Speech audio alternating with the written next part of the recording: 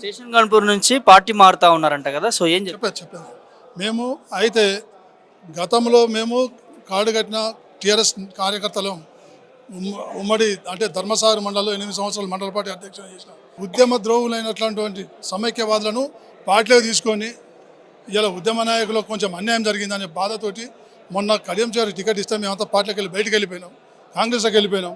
తర్వాత మళ్ళీ అదే కడియం చేరి గెలిచిన తర్వాత టీఆర్ఎస్ పార్టీ మోసం చేసి ఆయన కాంగ్రెస్లోకి వచ్చాడు. ఈయన ఇక్కడ ఈయనతో మాకు అవసరం లేదని చెప్పి మళ్ళీ మేము తిరిగి మా ఉద్యమ పార్టీలకు మళ్ళీ తిరిగి వచ్చినాం. కడియం చేయాలి మా ప్రాంతాన్ని అభివృద్ధి కోసం నేను నిజాధిపరిని ప్రాంతాన్ని అభివృద్ధి చేస్తాను, నేను నా దగ్గర సాధ్యం ఇవాళ కాదు అని అనుకుంటాడు. కానీ 40 ఏళ్ళలో చేయింది ఇప్పుడు ఆయన చేస్తాడు. మేము అదే ఇలా హుజరాబాద్ని చూసుకుందాం, ఈటల రాజేంద్ర గారు కావచ్చు, లేకపోతే ఇలా వర్ధనపేట ఇప్పుడు ఎర్రబెల్లి దయాకర్ కావచ్చు, మా ప్రాంతాలు తిరిగి రావాలి తెలుస్తుంది మా ప్రాంతం ఏం అభివృద్ధి చెంది. ఎక్కడ చూసినా గుంటల రోడ్లు. ఈయన కూడా ఉన్నాడు, ఇలా రాజా మీద డాక్టర్ రాజా చేయలేదని కాదు, ఈయన డాక్టర్ రాజా ఉన్నప్పుడు ఈయనకు ఎమ్మెల్సీ ఉన్నది, ఈయన డిప్యూటీ సీఎం ఉన్నాడు. ఆయన అభివృద్ధి చేయొచ్చు, ఆయన చేస్తేనే కాదు ఆ ప్రాంతాన్ని అభివృద్ధి చేయాలంటే ఆయన కూడా కేసీఆర్ గారు అన్ని అవకాశాలు ఇచ్చారు. అప్పుడు ఏనాడు ఇప్పుడేం చేస్తాడు, ఇప్పుడు కూడా ఏం చేయలేడు. ఆయన బిడ్డ స్వార్థం కోసం ఎంపీని చేసుకోవడం కోసం ఆయన స్వలాభం కోసం పార్టీ మారిన తప్పితే మా ప్రాంతం అభివృద్ధి చెందాలంటే 40 ఏళ్ళ నుంచి మొత్తం గన్పూర్ గడ్డ మీద అతడే ఏ రాజకీయ ఏళ్ళలో ఉన్నా ఎక్కడ ఉన్నా ఆయనే ఉన్నాడు ఉన్నాడు. ఇప్పుడు అభివృద్ధి చెందాలంటే అప్పుడు ఏంటంటే ఇప్పుడు ఆయన చేస్తాడంటే ఏమున్నది. ఇలా రేవంత్ రెడ్డి గారు ఏ పథకాలు కూడా అమలు చేయలేని పరిస్థితులు ఉన్నది, ఏ స్కీమ్లు కూడా ఎక్కువ ఇప్పుడు రైతు బందే ఇవ్వలేకపోతాడు. రుణమాఫీ అన్నాడు, కొంతమందికి వచ్చింది కొంతమంది రాలేదు. ఇలా ఒక తడవ అసలుకే ఇవ్వలేదు రైతు బంధు, ఇంకో తడవ 1 ఎకరం 2 ఎకరాలకు ఇచ్చేది ఆగిపోయింది, పథకం ఆగిపోయింది. ఎన్నో ప్రమాణాలు గుట్టల కాడ చేసిండు, దేవుళ్ళ మీద ప్రమాణాలు చేసిండు రేవంత్ రెడ్డి గారు. ఇవాళ శ్రీహరి కూడా ఏంటంటే ఆయన మెయిన్ ఏంటంటే ఆయన కుటుంబం ఆపేక్ష తప్పితే మా ప్రాంతం మీద ప్రేమ అనేది లేదు అని మేము అంటాను. కాంగ్రెస్ పార్టీ అధికారంలో ఉంది వాళ్ళు కదా, ఎమ్మెల్యే ఉంది కూడా అక్కడ ఆయన్నే కదా, మరి ఎందుకు బీఆర్ఎస్లోకి వస్తా ఉన్నారు? మేము అక్కడ ఉండి మేము ఎవరికి ప్రజలకు సేవ చేయలేనప్పుడు ఆడు ఉన్నదానికంటే మేము ఇక్కడ కొట్లాడే పార్టీకి వచ్చి మేము మా ప్రజల కోసం మేము కొట్లాడితే మాకు మంచిదని చెప్పి ఇళ్ళకి వచ్చేసాం.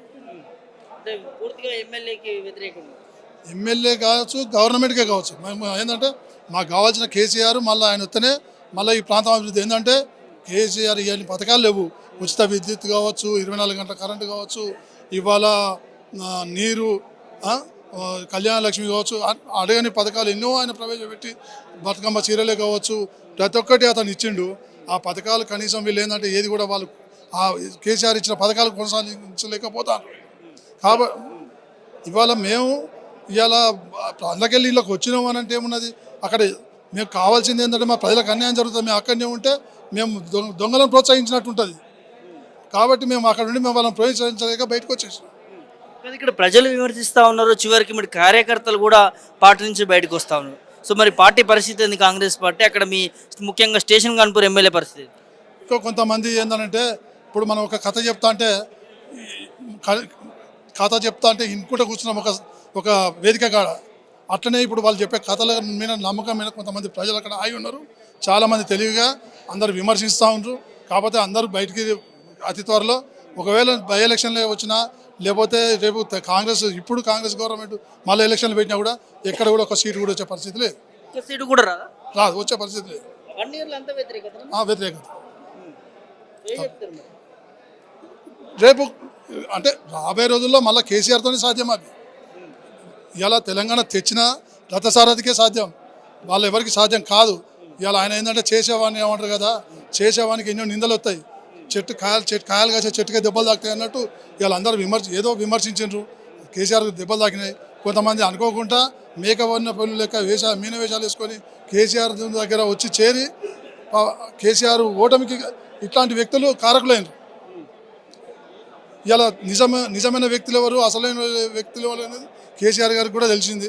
రేపు రాబోయే రోజుల్లో కేసీఆర్తోనే ఏది కానీ ఈ రాష్ట్రం మళ్ళీ అభివృద్ధి చెందాలన్నా ఏది కావాలన్నా కేసీఆర్తోనే సాధ్యం. ఈ ప్రభుత్వం వచ్చి మాది ప్రజాపాలన, మేము 6 గ్యారెంటీలు ఇచ్చినాం, అమలు చేస్తూ ఉన్నాం, దేశంలో ఎక్కడా లేని విధంగా ప్రజాపాలన సాగుతూ ఉంది, ప్రజల సమస్యలు తెలుసుకుంటూ ఉన్నాం, ప్రజల సమస్యలని సాల్వ్ చేస్తూ ఉన్నాం, అందుకే ప్రజావాణి పెట్టినాం. ఏ జిల్లాలో ఆ జిల్లాకు ఒక మంత్రులు ఉన్నారు, సో వాళ్ళు ప్రజలను చూస్తూ ఉన్నారు. సో మా పాలన చేసినట్టుగా ఎక్కడా లేదని ఒక మంత్రి మాట్లాడిన దానికి ఇంకో మంత్రి మాట్లాడిన దానికి వీళ్ళిద్దరి కన్ఫ్యూజన్ లోపల మనుషులు అర్థం చేసుకునే లోపలనే సంవత్సరం పట్టింది.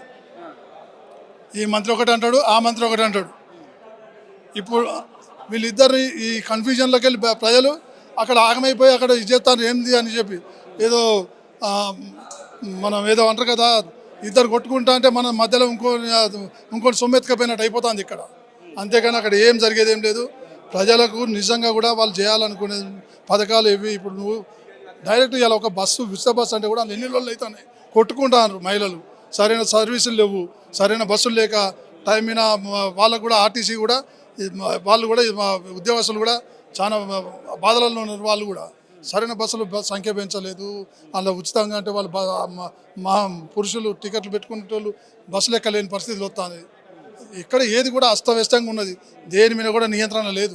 ఎట్లా ఉంటుంది ఫైనల్గా ఇట్లనే కాంగ్రెస్ పార్టీ నుంచి ఖాళీ అయితే పరిస్థితి ఏంది? రానున్న రోజుల్లో ఎలా ఉండబోతుంది? రానున్న రోజుల్లో కంపల్సరీ మళ్ళీ కేసీఆర్ అధికారంలోకి వస్తాడు. ఖచ్చితంగా ప్రజల్లో కూడా మొత్తం అదే ఉన్నది. చేన్లకు పోయినా ఎక్కడ ధాన్యం అమ్ముకునే కాడ రైతు బాధ కానీ ఇలా ఎక్కడ పోయినా కూడా గిట్టుబాటు ధరలకు కూడా అన్యాయం జరుగుతుంది.